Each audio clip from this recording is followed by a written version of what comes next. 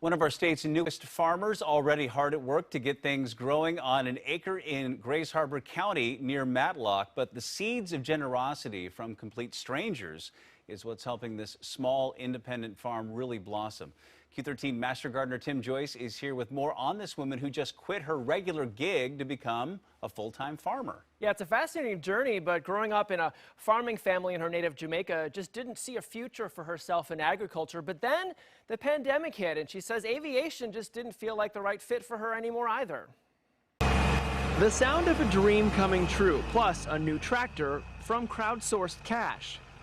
It's very heartwarming. Images from Shelly Ann Kearns' Instagram and her sharing her journey on her blog from Jamaica to her small farm in rural Grays Harbor County has earned her thousands of fans far and wide, some contributing cash, others sweat equity to help Bunkhouse Acres Farm start growing. It's been amazing, and just the outpouring of support with people like physically helping me, financially helping me. And this month, Shelly Ann decided to step down from working the skies as an aviation dispatcher to working the earth as a full-time farmer.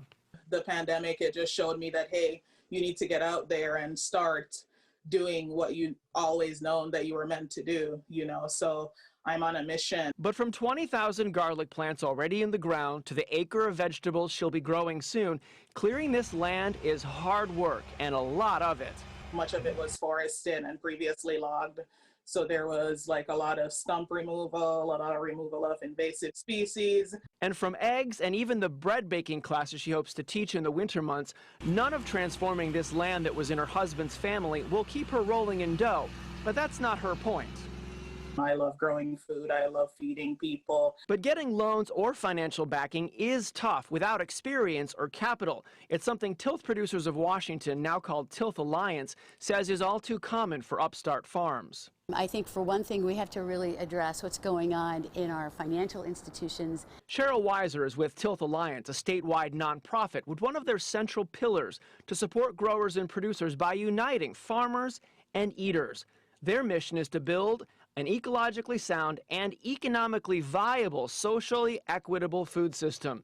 She says it's something more of us are more aware of in these pandemic times, realizing that essential workers often don't always get essential pay or even safe working conditions. We're not often thinking about what is happening down that part of the food chain or in meat processing plants. Our essential workers are just that. They are absolutely essential, and they need to be treated with dignity and respect.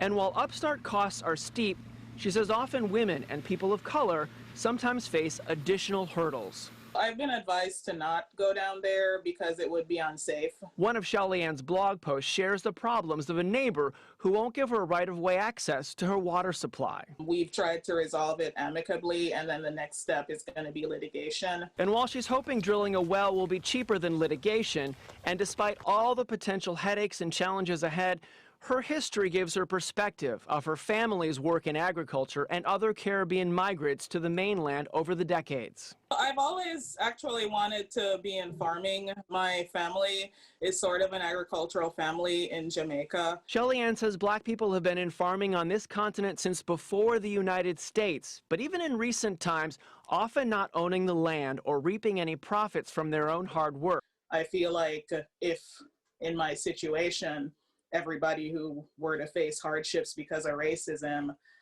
were to leave, then there would be no meaningful change. Her plan for Bunkhouse Acres is to develop a community-supported agriculture farm, also called a CSA farm, which will sell memberships in exchange for weekly produce boxes. More expensive memberships will help offset the ones she wants to discount or make free for those in need. I feel like everybody should be nourished. I feel like food insecurity definitely leads to a lot of the problems in the world. And if her independent farm succeeds, our own local food web is a little bit stronger for it. I'm out to feed people. I'm out to decolonize the food system, and I just need to go for it and do that. And an important milestone this week for Bunkhouse Acres, she hired her first employee. If you'd like to learn more about her story or efforts near Matlock, we're setting up a link to her blog and on our website. That's Q13Fox.com. The forecast for Matlock calls for rain this afternoon. The rest of our forecast in western Washington, plus traffic right after the break.